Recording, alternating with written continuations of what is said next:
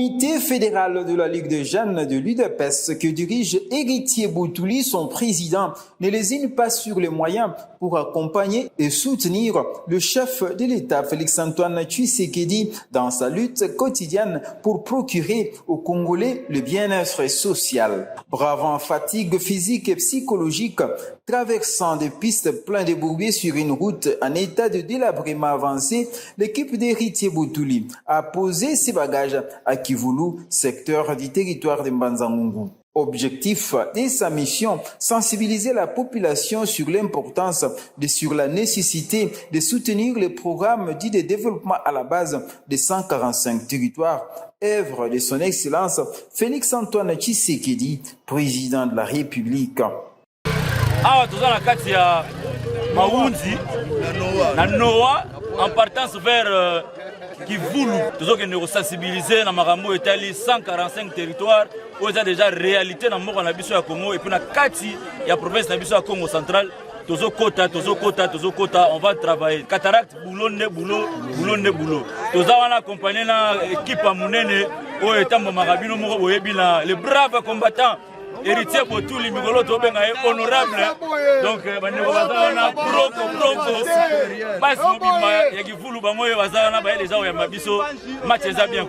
les membres de la délégation du président Boutouli, notamment le docteur Lema Dimbu, chef du département santé et sécurisme, John Lukombo, chef du département agriculture, Alain Bafodissoa, président sectionnaire de la Ligue des jeunes, et son adjoint Freddy Fundou, Prince Makwakala, chargé des questions électorales, ainsi que le président de la commission électorale permanente locale, le docteur Domukuta, ont animé une matinée politique à Kivoulou où il a été question de parler des réalisations du chef de l'État dans le cadre du programme dit de développement à la base de 145 territoires. Cette grande équipe a été reçue par Kiala, président de la section de l'UDPS à Kivoulou. Héritier Boutouli, en sa qualité de chef de la délégation et président fédéral de la Ligue des jeunes, a annoncé à la population de Kivoulou le but de sa mission dans ce secteur de Mbanza-Ngungu. Nazaraki, na rendez-vous, biso ba responsable la jeunesse UDPS à Congo central Mobiba, na secrétaire général na biso Augustin Kabouya. Oyope atindeli bino mote mingi. Est-ce que tokoki toza ko sepela na projet 141 territoire chef de l'État? Est-ce que to sepeli na yango? Est-ce que toza ko sepela ndenge facha za kotongela biso ba école pe ba centre de santé na banzela? Est-ce que to sepeli na yango? Fachi! Fachi! Fachi! Fachi! Fachi!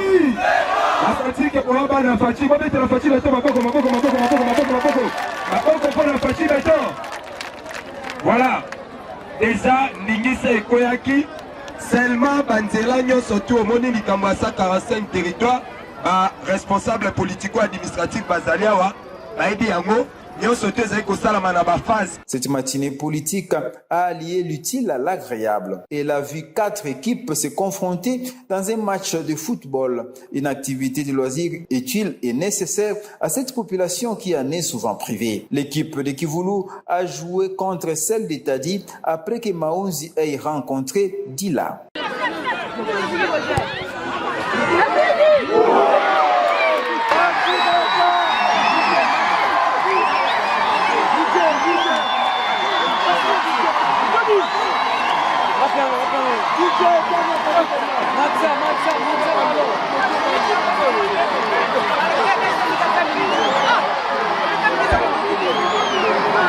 Soucié d'occuper utilement les jeunes et de les encadrer, Héritier Boutouli a amené avec lui à Kivoulou un artiste musicien de Mbanza-Ngungu connu sous le nom de DJ Mystique. Celui-ci s'est produit à la grande joie des habitants de Kivoulou venus écouter les cadres combattants de l'UDPS.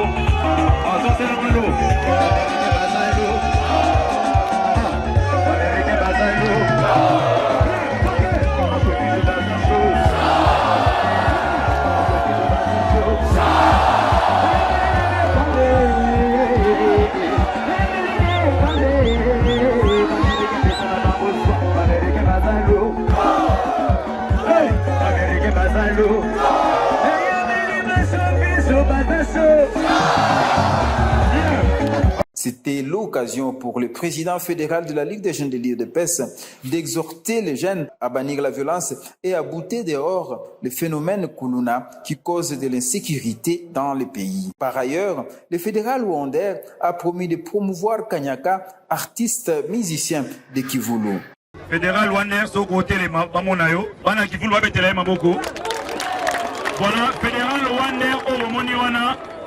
Apesi bandeko na biso oyo Kanyaka cadeau. Apesi bango opportunité ba beta nzembo moko na studio. Ye mutu ako supporter ba frère nyonso. Ezali se monter.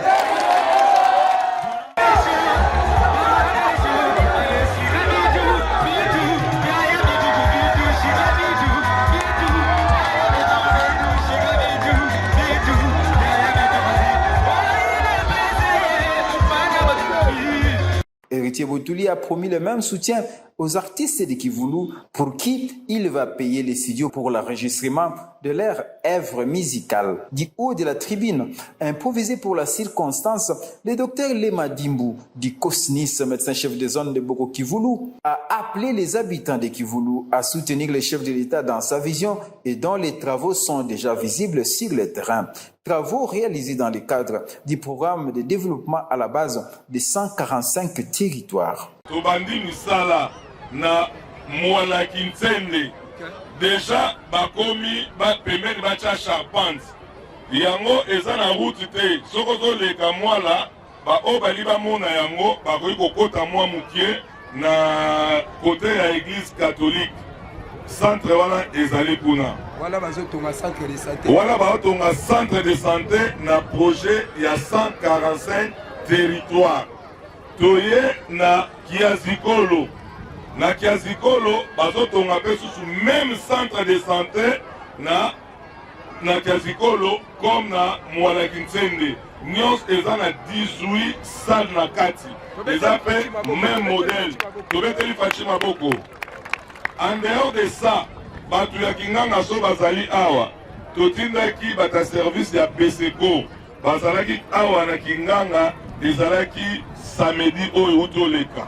Il y a semaine autoleka, il y a semaine autoleka, dimanche à l'obité. Samedi autoleka, batu bakende kinganga ya BCCO, bakende kotala. Est-ce que batonga centre de santé, c'est-à-dire n'amener un hôpital ou bien ba réhabiliter? Mais puis sur la zone Kolobaki, ba réhabiliter. En dehors de ça, tozali susu na ba centre oyo tongama na côté ya Boko. Là toza kuna na côté ya Boko. Mais wana toli kolobelango pena awate, mais boye baki ba centre de santé eza bien les biens en construction. Donc eloko kokosa kuna ezate. Mais tozo senga bino population, bino neboza ya mukonzi. Mukonzi azotonga ngo pona ete mais pona bino communauté. Tokoki koyoka te ke o place bazotonga sima bazokoteka pembeni. Bino pe bon encourager ma bête. Ozwa mbongo na yo okesomba sima. Tolobi te ke baosala bongo. Tolingi ke bino kokozala na soki misala ezosala masusu te. Il faut boyeba ekatani pona nini. Bo informer bakonzi. Po toyeba ndenge nini tokokoya na aide po misala na esala mamalamu. Soki bo négliger ekozala nde soni na biso pasi na biso. Puisque mokonzi azosala ngo mpona biso nde to se faire soigner wana. Le fédéral John Lukombo a quant à lui appelé Kivulu à ne pas négliger l'agriculture qui reste un levier important pour la relance de l'économie de la RDC et pour son développement.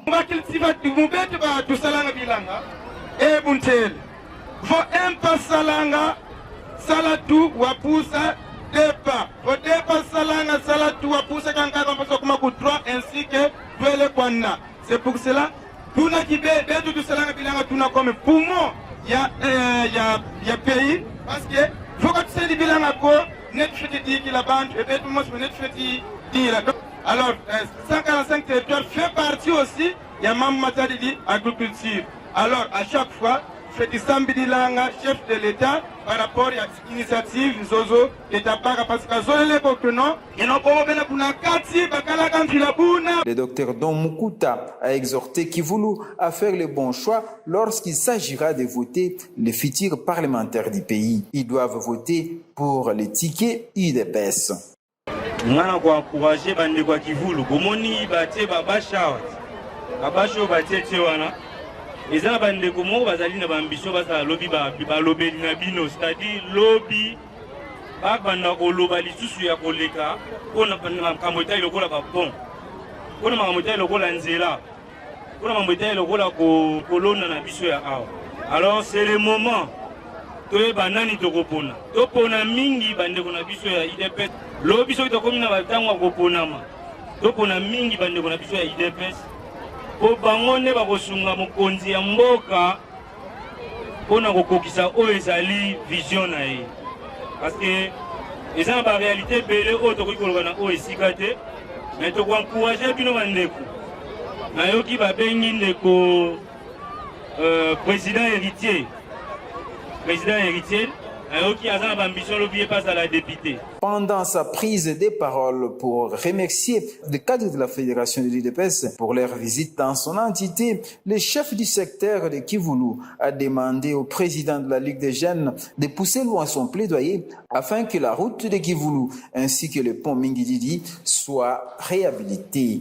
Il y a solo, tu as dit que tu as un problème, et si tu as un secteur, ezali problème ya nzela toyebi nini oyo ba effort oyo tokoki kosala mais tozali limité yango totiki basi na biso ekende ti likolo bayoka biso bote baya au secours ya secteur de Kivulu en général. Voilà nzela na biso eza na posa ezala réhabilité wana tozalaki na problème ya pont. Tous appels à poste à pont et à la réhabilité. C'est pourquoi tu saignes le concours. Na couche il y a société nabiso, il y a moka nabiso, il y a Congo, en fait que baya pour soutenir biso. Héritier Boutuli a promis de pousser plus loin les dix plaidoyers que lui et son équipe avaient entamés, tout en faisant comprendre à l'assistance qu'une solution sera trouvée incessamment, comme cela s'était produit à Kolofuma, où la situation de manque de l'énergie électrique avait été décantée lorsque l'UDPS s'était saisi de la question. Bien que si tu as avancé, na bandeko na biso, il y a jeunesse, il y a Kivulu, mais moi Salamaki, Oyo, et Sengele Koutan, écoutez pas à Mokonzi Mboka, il y a province, il y a Congo central, Papa Nabiso, mais c'est le gouverneur des provinces, son excellence, Guy Bandou Ndungigi, Oyo, Atinde Libino Mote, ceux qui voyaient Bimote Nae, Bobeteli Maboko. Toujours la vision à Mokonzi Mboka, son excellence Félix Antoine Tshisekedi Tshilombo, on a bien un Kafachi Peto armé, Neto Yaki Kokitane Sika Oyo. La pona po ya Mingididi, il faut solution ezwama na lombangu ndenge ezwama kipe kuna na mboka ya kolokidezo pour ezala kuna te pendant ba décennie metango tokota ki makambo yango tobundi bitumba yango na 6 mois ya pamba toyebaki kotika transport kuna awa pe esenge likambo ya pont ezwa solution na lombangu eza boye te ezali boye te tobeti maboko soki boza konta mpona yango.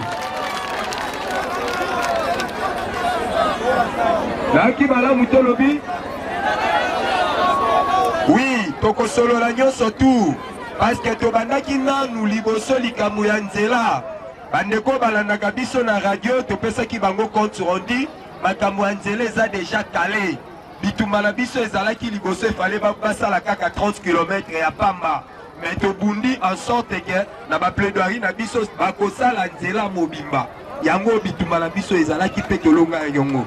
Alors ezali na cadre ya projet 145 territoires ya chef de l'État ne bazo sala nzela oyo mobimba. Est-ce que tokoki toza kosepela na projet 141 territoires chef de l'État? Est-ce que tosepeli na yango? Est-ce que toza kosepela ndenge facha za kotongela biso ba école pe ba centre de santé na banzela? Est-ce que tosepeli na yango? Fachi! Fachi! Fachi. Avant de reprendre la route de Mbanza-Ngungu, l'équipe de la Ligue des jeunes de l'UDPS Fédération de Mbanza-Ngungu avait pris soin de visiter les ponts de Mengididi et de recueillir les avis de ses usagers. siko likambo nyonso basala yango moko mpona likambo ya nzela baosalaka ate fo basala partout mokonzi ya mboka son excellence Félix Antoine Tshisekedi Tshilombo asali projet 145 territoire oyo batie makambo ya banzela siko urgence ya makasi eza ata bato bazosufre eza pont ebukani nzela bakosala yango na programme nango ndenge basali babandi makambo ya bahôpital bazotonga nde baotonga baekole ndenge mpe ta ya nzela ezobanda batongi nzela me foto bongisa mpo oyo d'urgence mpo na mituke ekotaka ti kuna nayebi ke cope no ebeba te osalela cope moni papa atiako te bebi nga susi aza nango kambi eyelaka na porte ya ndako aza na marchandise na La fédération de la Ligue des jeunes de l'UDPS de Mbanza-Ngungu poursuit cette campagne de sensibilisation aux actions du chef de l'État qu'elle a lancée il y a quelques mois à travers la province. Prochainement, c'est dans d'autres secteurs de Mbanza-Ngungu que la Ligue des jeunes de l'UDPS compte aller échanger avec les peuples autour du vaste programme de développement à la base de 145 territoires qu'a lancé le président de la République.